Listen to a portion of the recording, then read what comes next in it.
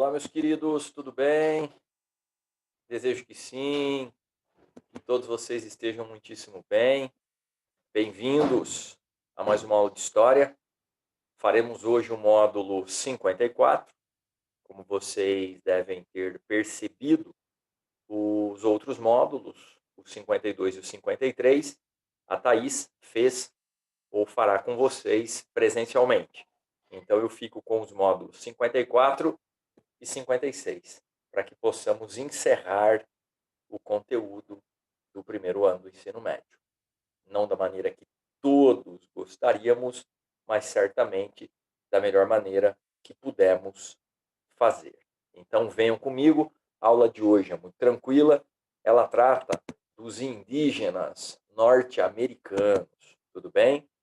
Vocês devem se lembrar do módulo 50, aquele que tratava das hipóteses ou teorias para o surgimento do homem na América e que também falou sobre a questão de uma classificação dos ameríndios feita por um antropólogo norte-americano, o Morgan.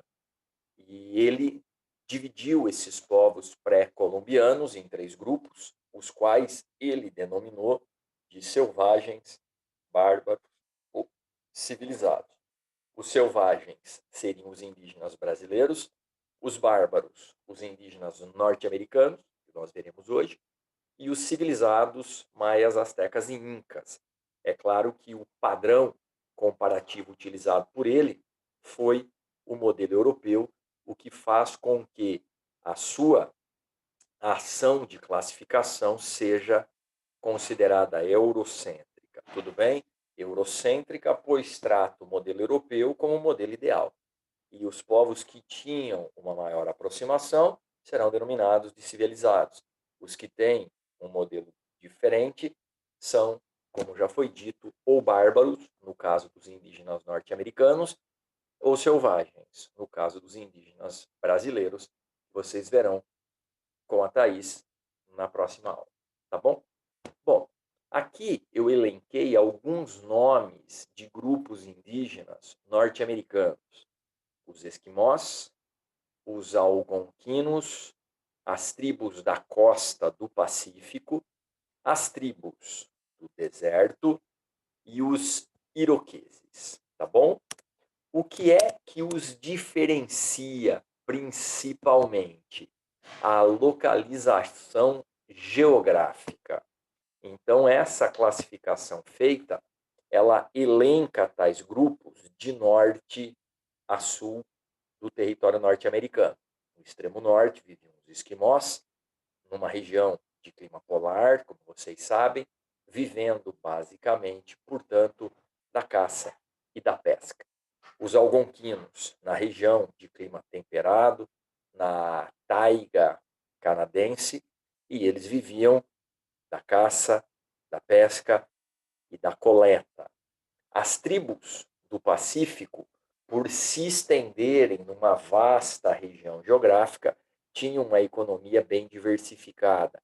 Praticaram a caça, praticaram a pesca, praticaram a coleta e praticaram também a agricultura rudimentar. No caso das tribos do deserto, a agricultura era uma agricultura irrigada.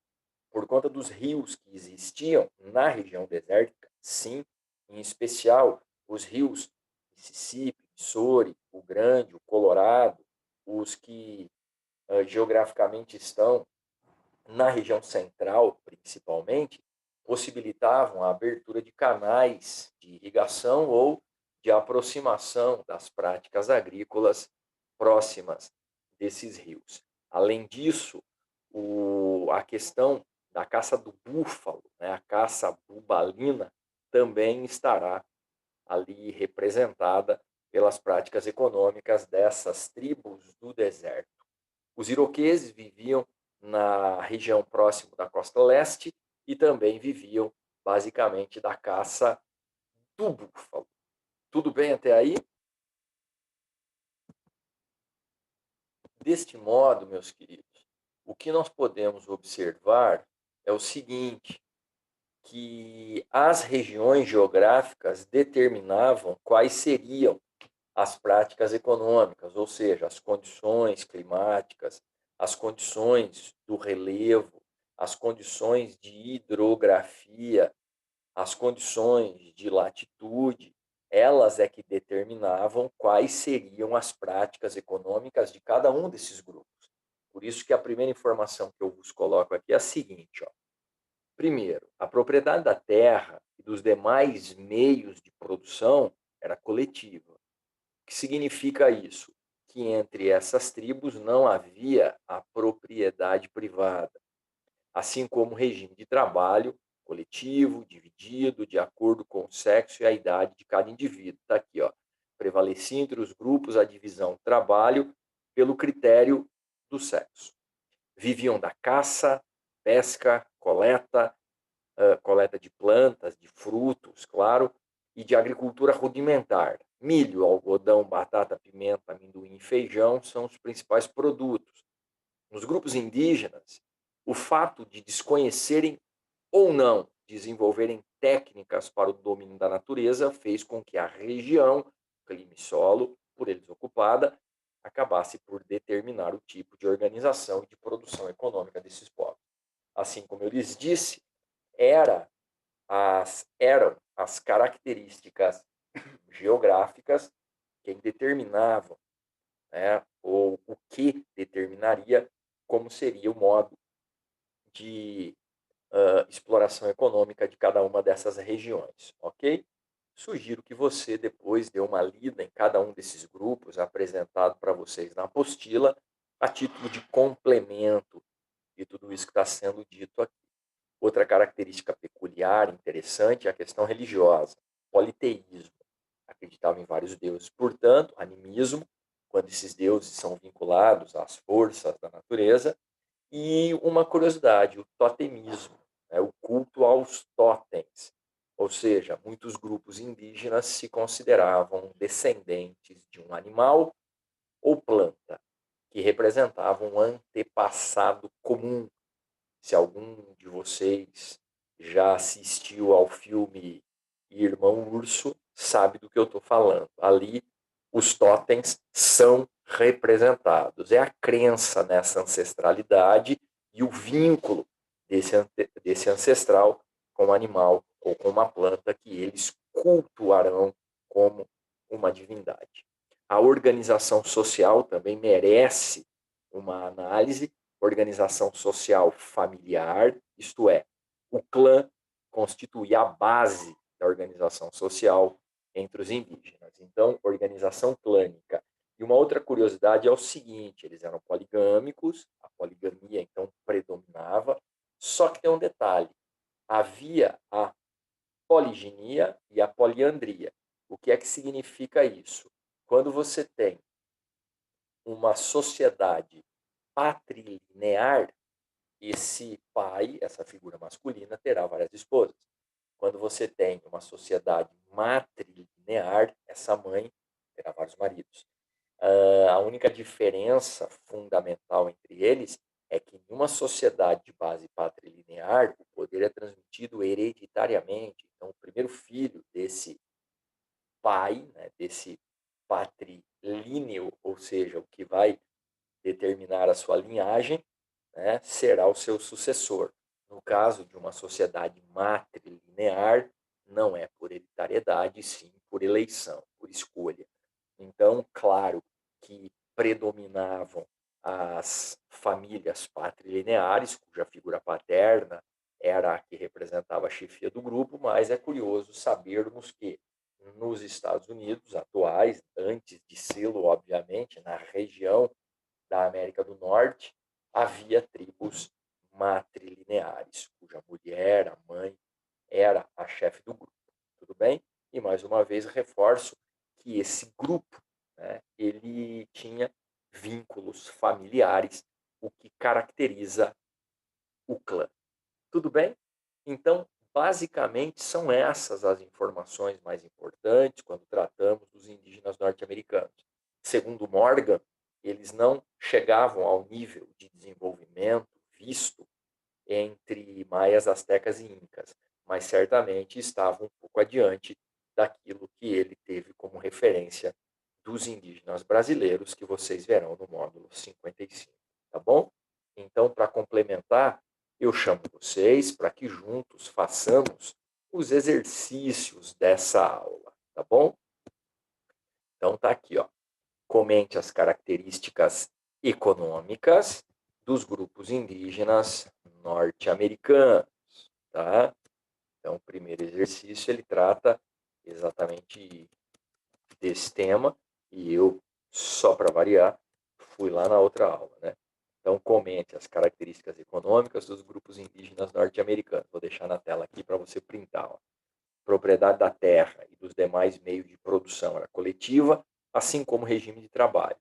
Prevalecia entre os grupos a divisão do trabalho pelo critério do sexo. Os homens caçam, as mulheres preparam a comida. As mulheres semeiam, os homens fazem a colheita e assim por diante. Viviam da caça, pesca, coleta, a agricultura rudimentar, e os principais produtos já citados na aula estão aí entre parênteses: milho, algodão, batata, pimenta, amendoim, feijão. Tudo bem? 2. Justifica a existência do totemismo entre os grupos indígenas. Também coloquei para vocês no resumo da aula, mas repito, olha, muitos grupos indígenas se consideravam descendentes de um ancestral comum, e esse ancestral comum era representado por um animal, por uma planta, daí a existência desses cultuadores de totens. Quem ainda não assistiu o Irmão Urso, vale a pena, pois ele é bem didático nesse assunto, tá bom? Quais as formas e qual o papel de relações de parentesco nos grupos indígenas? Também coloquei lá no resumo para vocês. O clã constituía a base da organização social entre os indígenas, cuja unidade se fundamentava nas relações de parentesco. 5. Relacione as atividades desenvolvidas pelos grupos com as áreas geográficas por eles ocupadas. Foi aquilo que eu resumi para vocês, né? O que determinava qual seria a prática econômica de cada grupo eram as características geográficas de cada região. Então, clima, solo, temperatura, hidrografia, relevo, tudo bem? Tudo isso estava diretamente relacionado com aquilo que eles produziriam ou não. Relacione as atividades desenvolvidas pelos grupos, portanto, com as áreas geográficas. Está aqui, ó.